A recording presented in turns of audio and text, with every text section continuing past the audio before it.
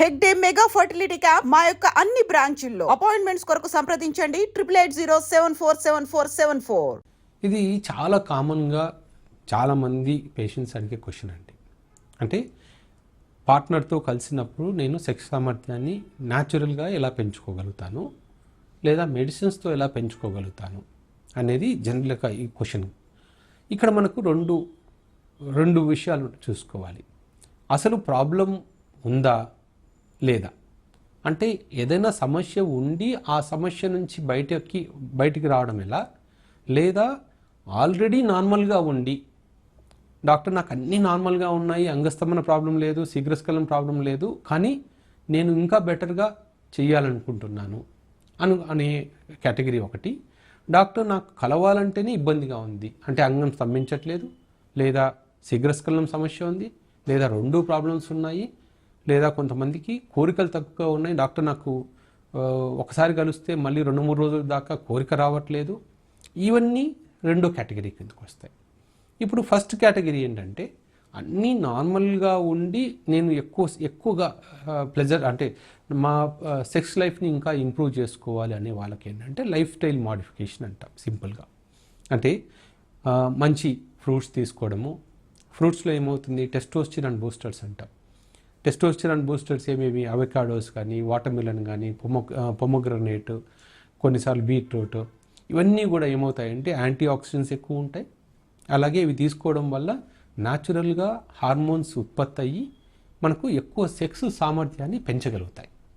అలాగే బనానా, జాంపండ్లు, వీటిల్లో కూడా సెక్స్ సామర్థ్యాన్ని పెంచగలిగే గుణం ఉంటుంది. సో ఇవి కాకుండా కొంతమంది అశ్వగంధ, న్యాచురల్గా మనకు దొరికే హెర్బల్ మెడిసిన్స్, అది ఏ డాక్టర్ ప్రిస్క్రిప్షన్ లేకుండానే చాలామందికి మెడికల్ స్టోర్స్లో కానీ అమెజాన్లో కానీ దొరుకుతూ ఉంటాయి. అశ్వగంధ, శిలాజిత్ అని, హైపర్కమ్ పర్ఫరేటమ్ అని, ట్రిబులస్ అని, ఇవన్నీ కూడా న్యాచురల్గా మనకు ఇంకా కామన్గా మనకు ఇంట్లో దొరికే మెంతుల్లో ఉన్న ఎక్స్ట్రాక్ట్, ఫెనుగ్రిక్ ఎక్స్ట్రాక్ట్ అంట.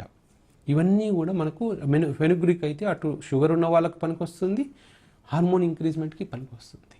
ఇవన్నీ మనకి ఈజీగా మనకి ఇంట్లో దొరికే పదార్థాలు.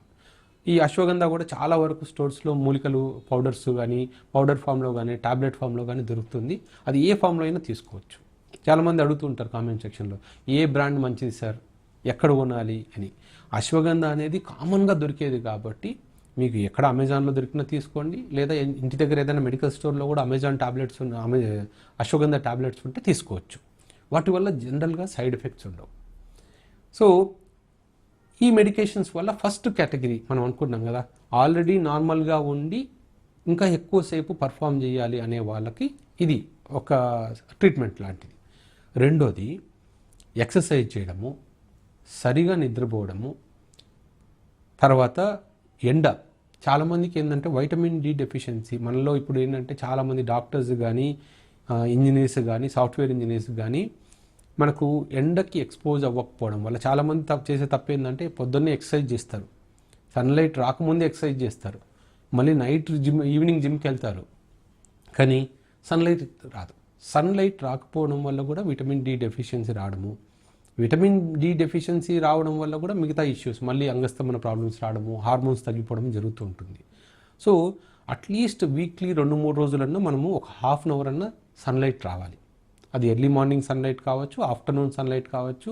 అది డిఫరెంట్ థియరీస్ ఉన్నాయి. కొంతమంది ఆఫ్టర్నూన్ అయితేనే బాగా విటమిన్ డి వస్తుంది, కొంతమంది మార్నింగ్ అయితే వస్తుంది అని. బట్ అలా పెట్టి అట్లీస్ట్ ఏదో ఒక టైంలో ఎండకి ఎక్స్పోజ్ అవుతే విటమిన్ డి వస్తుంది కాబట్టి సరిపోతుంది. ఇంకా రెండో కేటగిరీ ఉంది. ఎవరికైతే ప్రాబ్లమ్స్ ఉన్నాయో, అంటే మనం అనుకున్నట్టు అంగస్తమన ప్రాబ్లం కానీ, శీఘ్రస్ఖలనం కానీ, లేకపోతే హార్మోన్స్ తగ్గిపోవడం కానీ, ఇలాంటి ప్రాబ్లమ్స్ ఉన్నవాళ్ళు జనరల్గా న్యాచురల్గా ట్రై చేయాలి అంటే వన్ మంత్ ఇవన్నీ ట్రై చేయొచ్చు. నేను చెప్పినవన్నీ రెగ్యులర్గా ఎక్సర్సైజ్ చేయడము, వారానికి అట్లీస్ట్ 5 రోజుల పాటు రోజుకి అరగంట అయినా ఏదో రకమైన ఎక్సర్సైజ్ చేయాలి. అది మీరు రన్నింగ్ చేస్తారా, జాగింగ్ చేస్తారా, లేకపోతే థ్రెడ్మిల్ మీద వర్క్ చేస్తారా, లేకపోతే స్కిప్పింగ్ కానీ, స్విమ్మింగ్ కానీ, ఇవన్నీ మనము కార్డియో ఎక్సర్సైజెస్ అంటాం. ఈ కార్డియో ఎక్సర్సైజ్ అంటే ఎందుకు కార్డియో ఎక్సర్సైజెస్ మీదనే గురించి నేను స్పెసిఫిక్గా చెప్తున్నాను అంటే, చాలా వరకు వెబ్సైట్స్లో ఏముంటుంది అంటే టెస్టోస్టెరాన్ బిల్డ్ చేయాలంటే మజిల్ బిల్డింగ్ ఎక్సర్సైజ్ చేయాలి అంటారు. అది తప్పు. యాక్చువల్గా కార్డియో ఎక్సర్సైజెస్ వల్లనే టెస్టోస్టెరాన్ పెరుగుతుంది. మజిల్ బిల్డింగ్ ఎక్సర్సైజ్లో ఏమవుతుంది, ఇంకా మజిల్ టెస్టోస్టెరాన్ వాడుకుంటుంది. సో మీరు జిమ్కి వెళ్ళి నేను రోజు వెయిట్ లిఫ్టింగ్ చేస్తాను అంటే దానివల్ల టెస్టోస్టెరాన్ బిల్డప్ అవ్వదు. ఇంకా అట్లా టెస్టోస్టెరాన్ బిల్డప్ అవ్వాలంటే ఫస్ట్ కార్డియో ఎక్సర్సైజ్ చేసి బిల్డప్ అయిన తర్వాత అవి చేయాలి. తర్వాత రెగ్యులర్గా అంటే మంచి పౌష్టికాహారం తీసుకోవాలి.